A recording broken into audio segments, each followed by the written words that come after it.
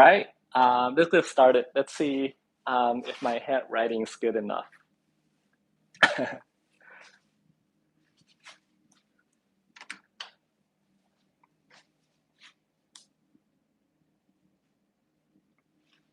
Okay, so hi guys.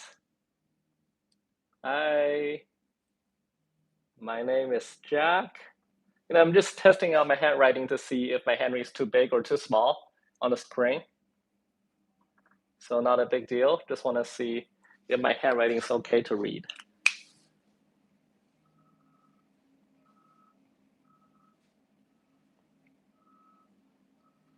Okay, so I guess it's good enough. All right, so welcome guys to this lecture session of Curie Engine. My name is Jack. So for those who didn't know me, my name is Jack. I'm the CEO and co-founder of Curie Innovation.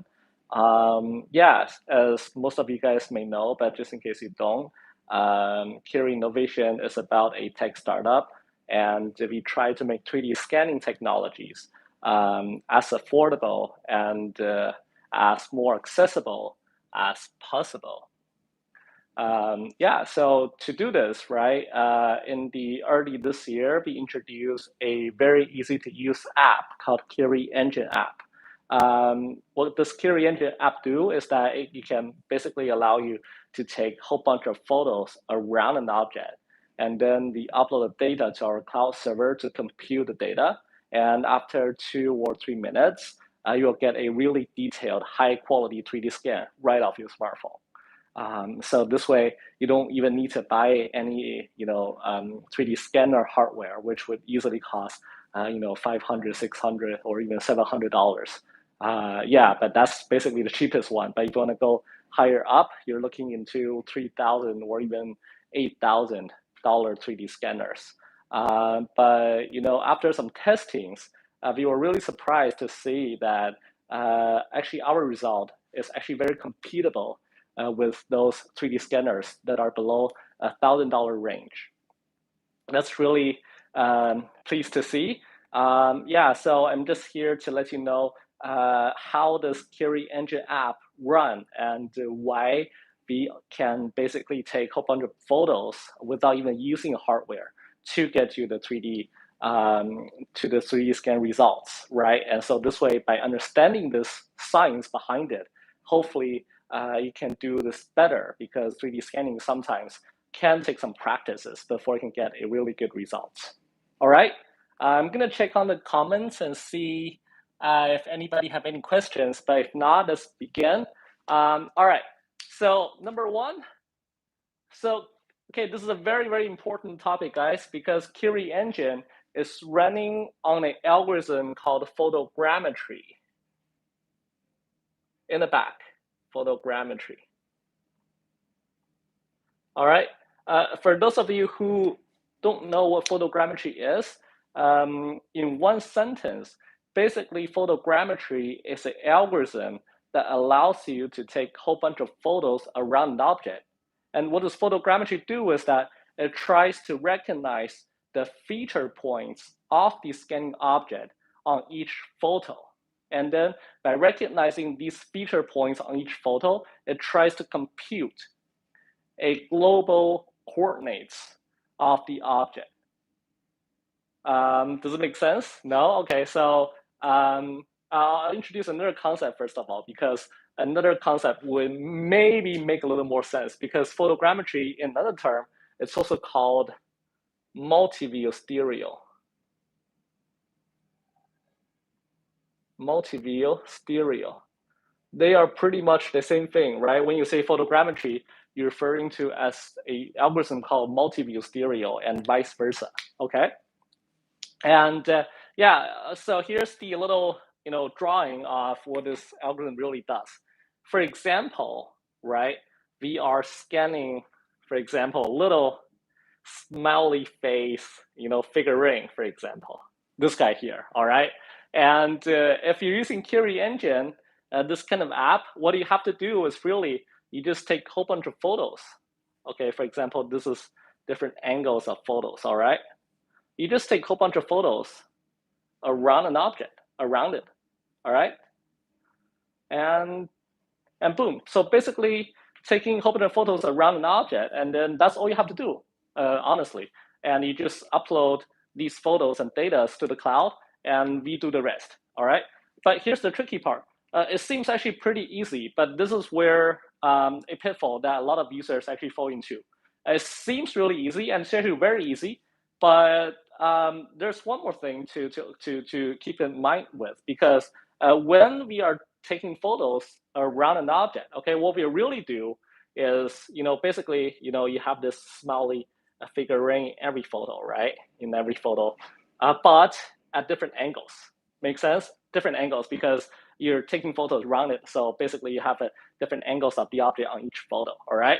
And what it's really doing is to try to find the same feature points, all right, on each photo. For example, I'm looking for the feature point on the left eye curve here, all right? I'm trying to find the feature point here. So basically try to correlate the same feature point on different angles of the object. See what I'm doing here? Basically try to find the same feature points of the object on different photos, all right? And when you find the same feature points of the object on different photos, the algorithm will realize, hey, there's an angle difference, because you're taking different photos on different angles. So there's gonna be an angle difference on each photo. And this is exactly how the algorithm can figure out the depth or the 3D coordinates of the object just by taking 2D photos. Does it make sense? Because when you have the angle, if you do high school math, you'll know trigonometry. So when you're doing triangulation trigonometry, you can easily find the depth between on each feature point. All right, and that's just one feature point. Got it? And when you have a lot of feature points, for example, one on here, one on here, one on here, and one on each hand, stuff like that. And that's how you start to figure out the different point clouds, because basically the feature points on the objects basically one point on each point cloud, because if you guys do a 3D scan, you will know what point cloud is, right? It's just pretty much the point representative of the 3D model. And this is really how our algorithm works. And this is very, very important. Why? Because this directly relates to how well you can take on your photos, all right? Why? Because, if you try Kirientry, you'll realize we don't allow you to upload photos until you take at least 20 photos, all right? So 20 photos, what does it mean? 20 photos sounds actually a lot, but why do we have to take 20 photos before you have to upload? It's because, right, we have to find enough feature points on each photos, because the denser the feature points, the denser your point cloud, and in turn, the more detail your 3D model will give you, right? This is why you have to take at least 20 photos. All right, this is pretty much the reason I just answered, why you have to take a lot of photos to get a really good result. I've seen some users, they just take, 5, 6 photos. In theory, right, you would just think, hey, if I take one photo on each side, right, because they're really 6 sides of a cubic. So if I take photos on each side, it will be okay, because that's how human works. But unfortunately, that's not how machine works, because our machine is not smart enough yet to figure out the entire geometry just by 6 sides of the photo. So you have to take enough photos before you upload to the cloud. All right, and that leads to the point number 2. Point number 1 is that you have to take a lot of photos, right? Takeaway number 1. And takeaway number 2 is that you have to make sure the object itself have enough feature points. So what is feature point exactly?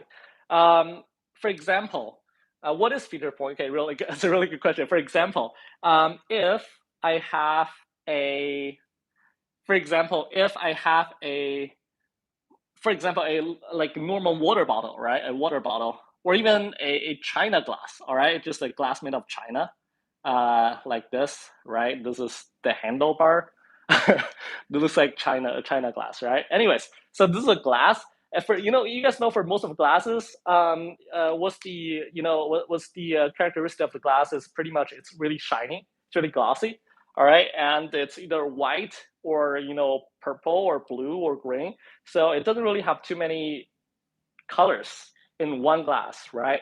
And this is a really good example of not having enough feature points. Does it make sense? So it also apply to other stuff. For example, like a mirror, because mirror is really smooth and really glossy. And what's even worse is that mirror, it's reflective.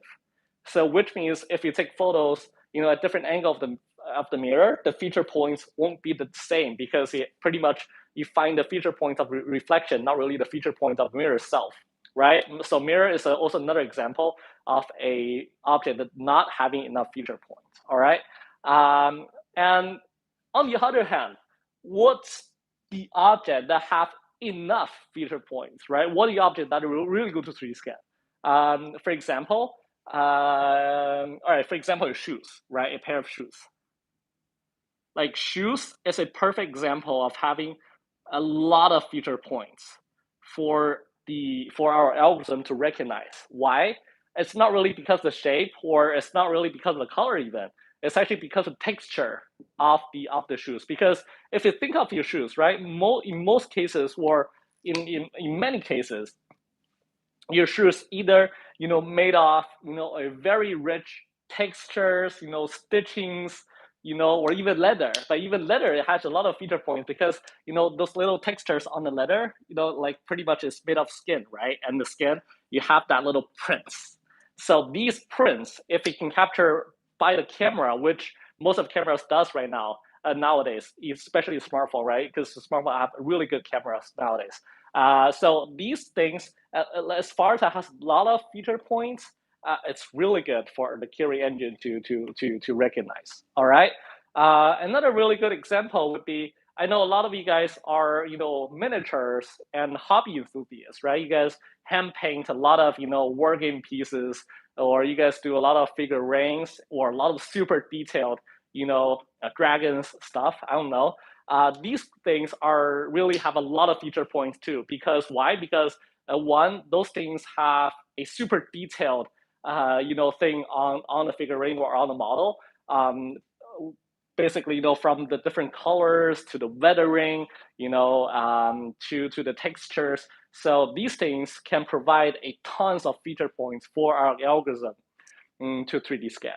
Does it make sense so far? All right, I'll take that as a yes because it's live streaming. You can really see you guys what your responses is. All right, so this is pretty much a good example of having a lot of feature points for Curie engine, and the bad example for Curie engine to scan. Make sense? And to the third part of this live stream is how can we turn an object that does not have enough feature point to having a lot of feature points. This is actually a really cool example because I've seen a lot of people. Hold on, give me a second. Let me take some kind of probe to show you guys the example.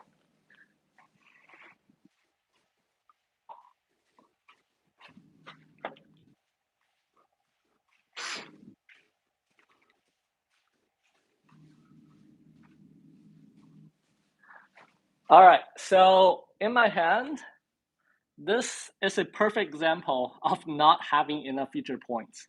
You see why? If you follow up with the stuff on the whiteboard, you will know because this is a pure white or very whitey an object, right? Which is I think the Davis statue. I don't know if you know his name. But anyways, yeah. So this, if you just take photos around it and upload to the Curie, 100% sure or even 99% sure, you don't really get a good results just by scanning this thing directly. All right. Then how do we scan it? Actually, there is a way. How we scan it is by providing enough feature points on the object. How is, oh, there you go, is by this magic stick here. Do you guys know what it is? It's a chalk. All right, it's a chalk stick.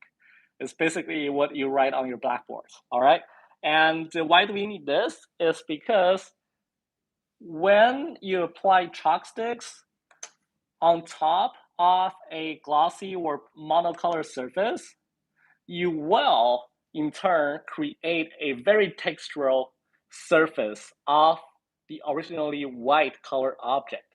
All right, do you guys see the difference? Right? And there, I'll put it closer to the camera. All right, there. You see, basically by putting another layer of the chop powder on top of the white, you created this very detailed color differences, and pretty much every pixel of the color difference give you a feature point. All right. So if you just take photos around this object, and then 100% guarantee you can get a super good 3D scan results, which is computable, 100% computable with a 3D scanner you're gonna get. All right.